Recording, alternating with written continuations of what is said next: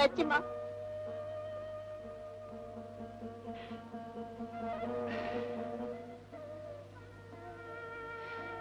મને ખબર નહોતી કે નવી માં આવી હોય. આજે મારી સગી માં જીવતી હોય તો હરખીથી મારા વીરને અમારે રાખડી બાંધત. દુનિયામાં લાખો ભલે મરે પણ માં કોઈની મરશો નહીં. માં કોઈની મરશો નહીં.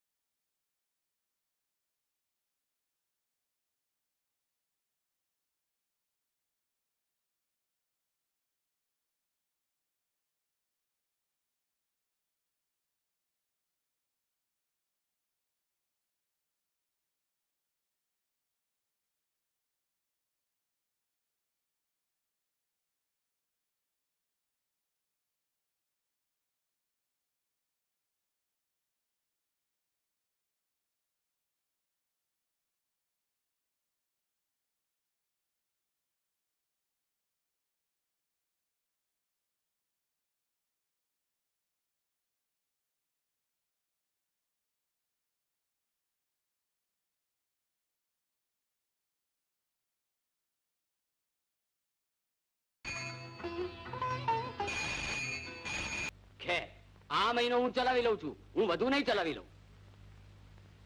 અરે ઓ કેતન બેટા, જરા આમ તો આવ. આ પોપટલાલ નું પાન તો ખાતો જા. પોપટભાઈ, હું પાન ખાતો નથી તો તમને ખબર છે. અરે એ તો મને ખબર છે, પણ મારે તને ખબર કેવી છે. આમ તો આવ ભાઈ, આ તો તું ઘરનો માણસ છે, આ તો આપણી આબરૂનો સવાલ છે. અરે ગાંડા ભાઈ, આજે તો અમારી ચાળીમાં ઉત્સવ છે.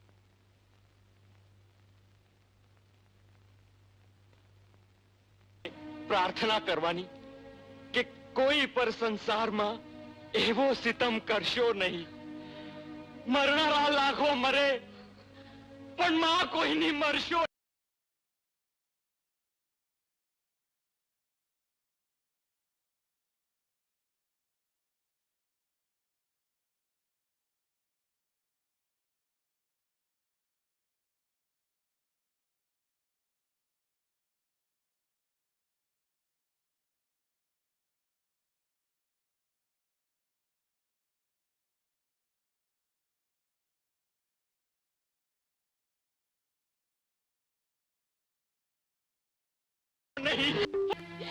એમાં તારો કોઈ વાંક નથી. મુજા ભાગણીના ભાગમાં આનાથી બધું શું હોય, બીજું શું હોય? અભાગ્યો તો હું જ છું બેન, કે ચાલીના લોકો ન કહેવાના શબ્દો બોલે અને હું એક ભાઈ થઈ સાંભળતો રહું.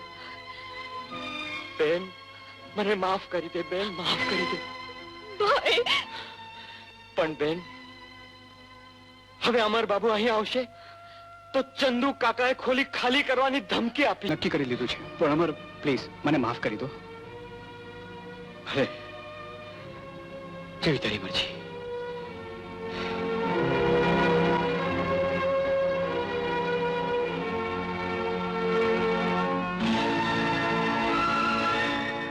અમર બાબુ. હા વીરા. તો હું હમણાં જઈને બાપુના પગમાં પડીશ ને બધી જ વાત કરીશ. ના વીરા ના, બલિદાન દેનારા બોલતા નથી, એનું બલિદાન બોલે છે.